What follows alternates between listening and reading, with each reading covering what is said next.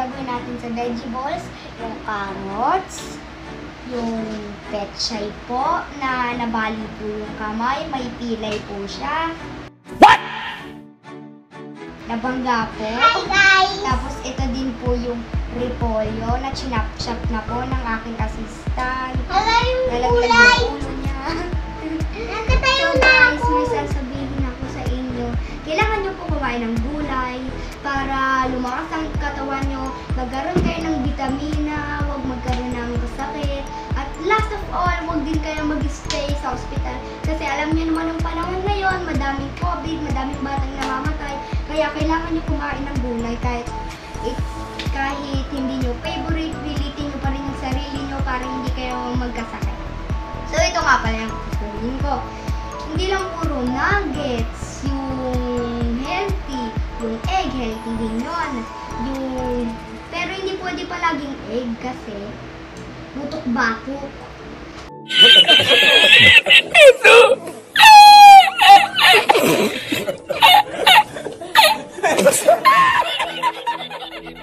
Yung ano kasi, yung nuggets, bacon, hotdog, tapos yung mga ham. Hindi yung maganda sa stomach nyo kasi pagka araw-araw ganun yung kinakain nyo, magkakaroon daw kayo ng cancer sa bituka. Yung bituka, yun yung dinadalo niya ng mga pagkain, yung mga kinakain natin, doon nagda-digest. So, eto kasi, pag nagkaroon kayo ng cancer sa bituka, nagpa-hospital kayo. Pero mas malala pa, pag hindi kayo napa-hospital, mamamatay kayo ng maaga. Kaya importante na kumain kayo ng gulay. Sa lahat ng batang kailangan kumain ng gulay. Kung kumakain na pala kayo ng gulay, good yan. Itong video na to, kailangan ito umabot ng 70,000 likes. Thank you pala sa mga viewers, subscribers. Shoutout nga pala kay Lola Edna na nasa Saudi Arabia. Tapos guys, kung bago ka pa lang sa YouTube channel ko, i-subscribe ka na, mag-like ka na, huwag mo din kalimutan mag-share, tapos mag-like and subscribe para hindi ka pa mag-miss sa aking mga susunod na updates. So tara na nga mga kaibigan, na maritate na po ang kinatay na manok, na kinatay ng sa palengke, na kinatay yun. Tapos kakainin natin, tapos natakot yung manok, nagwala. Tapos kinatay, tapos kakainin ko na. Yes? What? Cabbage? What? Ito mga cabbage? It's cabbage? Slice na nila yung cabbage. Kulay ito, pero masarap. Okay lang yan, pero masarap to. Ito yung masarap na gulay na parang vegetables. Na maliit na carrots. Diba? Parang lasang taba. Oh my God! Wow! Ito, nagputol na yung ulo tuloy. Ito na yung cabbage na sinahit sa cabbage. Iwan na ni Dad yung cabbage. So, naiwan pa yung last cabbage. Papapunta sa'yo. Gusto mo ng cabbage? Ito eh! Ito, gusto mo, ayaw mo. Ito cabbage yun. And ito yung suso. Nice. Ano nga mga kaibigan, magawa na tayo ng chicken fillet na kinatay ng mangisda. What? So ito yung magkakaknat ko, yun yung itlog. Yung nani kasi yung pinatay. Kasi ito yung mga anak niya. Hindi mo siya malaki yung crack. Mabusagan pa natin ng malakmas para lumabas si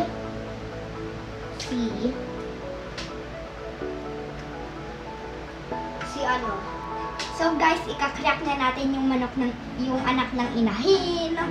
Ito yung gagawin natin anak. Lumabas na po yung kakambal niya. Lumabas yung kakambal niya si Alberta. Tapos yan naman si Ali, yung lumabas. Yung kasunod, si Alberta yung panganay, yung krinak. na pinisa ko na po. Pinisa ko yung anak ng inahin. Tapos, ito po pala yung tatay nila na kinatay sa palengke. Na chop-chop na. Tapos, nagwala pa nga tatay. So, let me go. Tapos, i-mix na po natin. Grabe, itong egg na to super light yung color pero dito pinutok ko po. Yan po. Ang galing. Ang light nila. Yung isa po ang light pero yung isa po, ang ano po niya, yung color niya parang may mixture siya ng dandelion color. Yung dandelion color, hindi nyo pa yun nakikita. Meron akong ganun sa crayons ko. Pero I'm not sure kung meron pa akong ganun. Tapos, yung pechay po naman, naputol na po yung mga leaves niya. Iniisip nyo, bakit naputol yung leaves? Kasi inalog-alog ni Samantha sa sabi ng pechay, huwag mo ko alugin, malalaglag yung ulo ko. Yan na, laglag na nga, pati yung kamay. Ang mas malala, nalaglag yung, yung kamay, pati yung paa.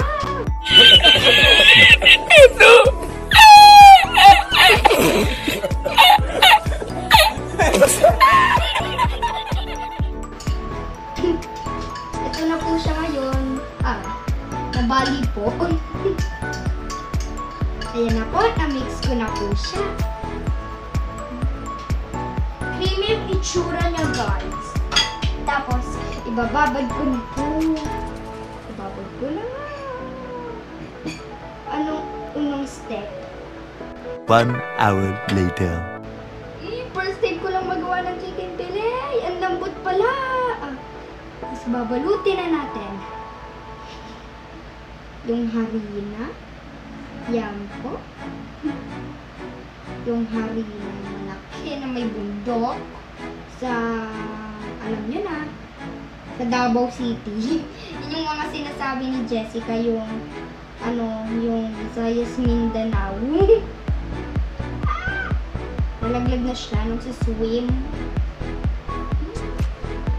Ang cream niya, guys. I-try niyo din to sa house. Ito kasi yung first time ko eh. Sanay lang ako dun sa may mga i-code ko siya ng madami, sabi ng assistant ko. Yan na po na marinig na po ng assistant ko. Ito po yung resulta ng kamay ko. Masyado siyang malaki. Ayan, guys. Ibababad na natin siya para meron siyang ispa sa itlog ng kanyang anak. Tapos dito naman siya sa sa shopping mall na i-code natin siya sa mga money. Actually, nagjo-joke na.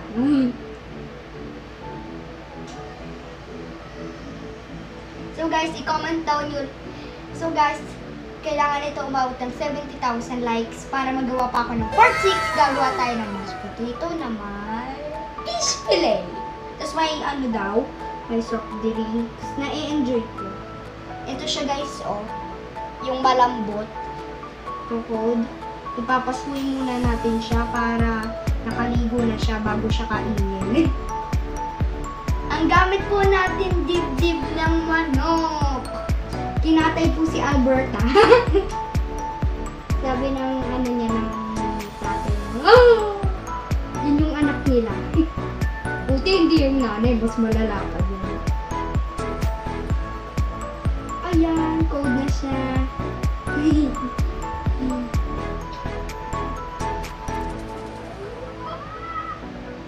Ino-wonder ko bakit parang may yellow ink. Ang lambot niya, guys. Nagtulo. Hindi siya masyadong dumidikit. Baba tayo. Yay! Nalaglag. Yan. Pwede nyo din to gawin sa home na pag-isipan ko. Yan. Kaso nalalaglag, yun ang masama. Ito naman po yung kinalabasan ng kamay ko.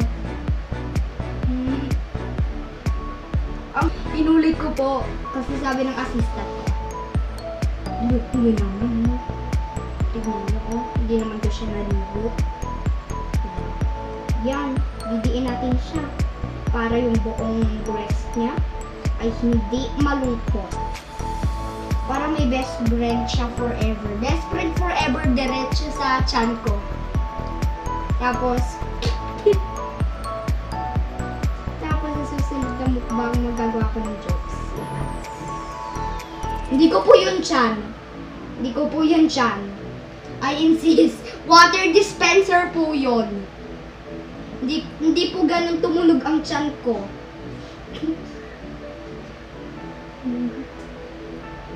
Hindi ganun.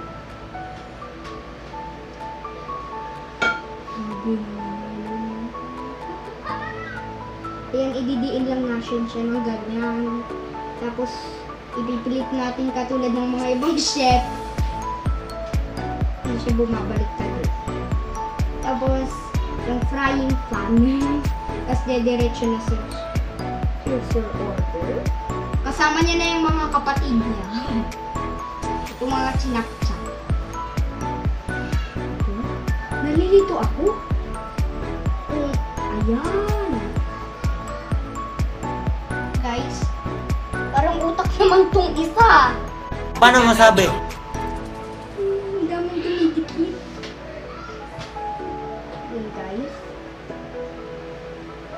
Parang gloves yung pakiramdam. Okay. Hindi naman ako magsasalita kasi para makapag-concentrate ako. Naipit siya.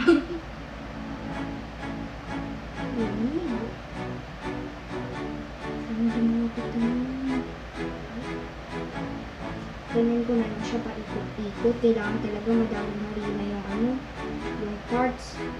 Yan. Then ikot-ikot natin siya. Yan. Good so far. Nalagyan ko na baby. Okay. Ay, nalaglag siya. Tumalon. So, ganun siya. A few moments later. Ba't ito sumasama? Okay, ipiplit natin siya. Yan po, igagawan po natin siya para hindi siya malungkot. Parang may best friend siya. Ilan na so far yung nagagawa ko? 1, 2, 3, 4, 5, 6, 7. 7 so far, more to go. Nice.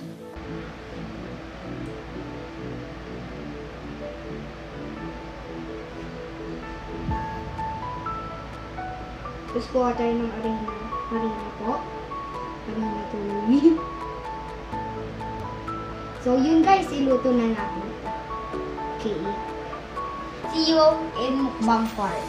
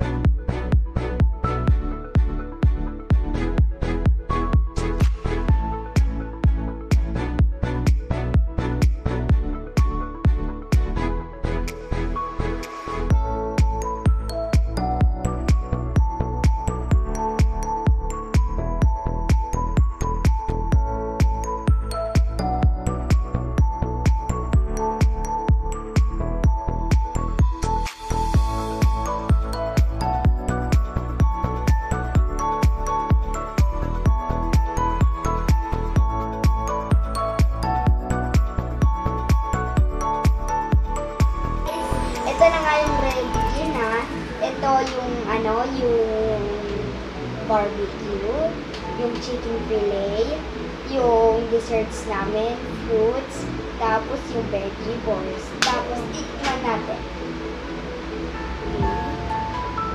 Hala, ang dami.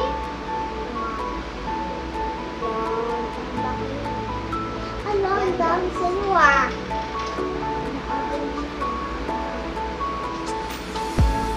Yan. Ah! Dami naman ng sayo-sam. Naku, ang dami sa'yo. Eh! Yun. Tapos kakain na. Hey, So guys, tingnan mo, kuya. So guys, so, sarap niya.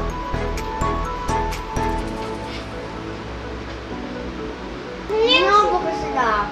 Yan ang sa akin juice. Na. Kunti lang.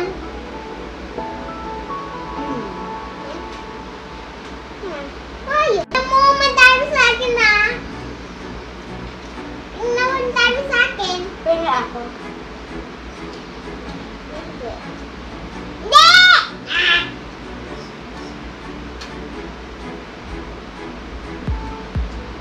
Parang kukaan. Kunin lang. Ang dami-dami kayo. Uy! Uy, ako man ano.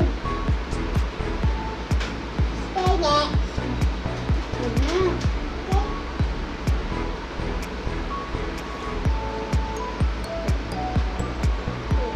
So guys, yung chicken fillet na ginawa ko. Hala, gusto ko ng grapes. Kasi kung anong lasa ito.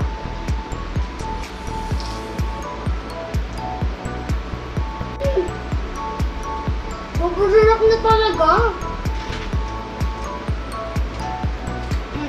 Napakasarap niya. Super sarap ng veggie balls. Kaso pa over to eh. Yung itatawag ko na lang to ay veggie oval. Kasi hindi naman siya bilog eh. Yan, veggie oval.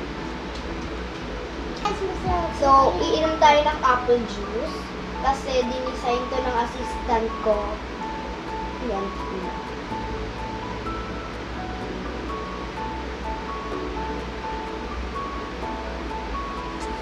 Ganito talaga ako pag sata juice.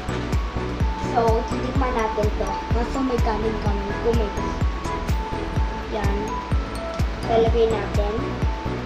Yan guys.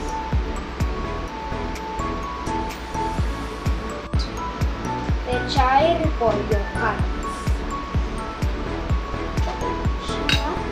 Tapos, kakamin ko to. Along asta.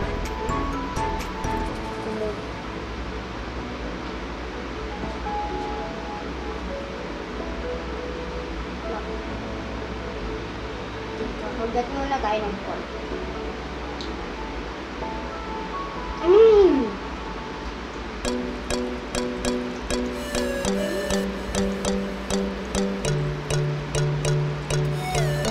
Super sarap ng barbecue. May joke ako. Diba may Barbie si Samantha? Tapos may laban kayong letter Q. Kasi dikit siya sa Barbie. Tapos yung Q. Eh di barbecue.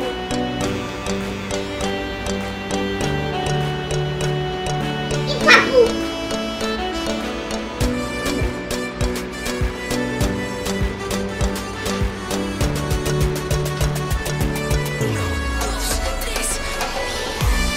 Sarap niya.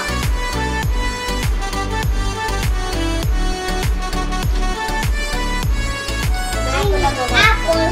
Letter A. Salsa. Injo.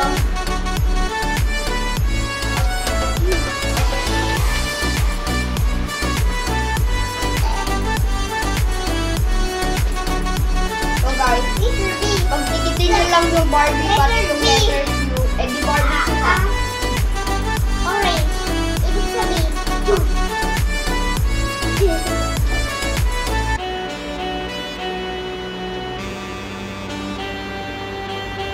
So guys, super sarap niya.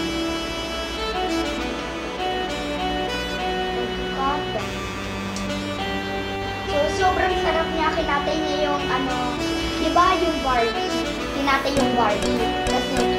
Yung letter Q. Yung ano po, yung laruan na Q nilagay sa dito. Tapos yung X. Tapos yung Barbie. Ginilis. Eh dito na yung finished product. Barbecue! Hanggang sa muli, panibagong araw, panibagong vlog. Bye-bye! Hanggang sa muli, panibagong araw, panibagong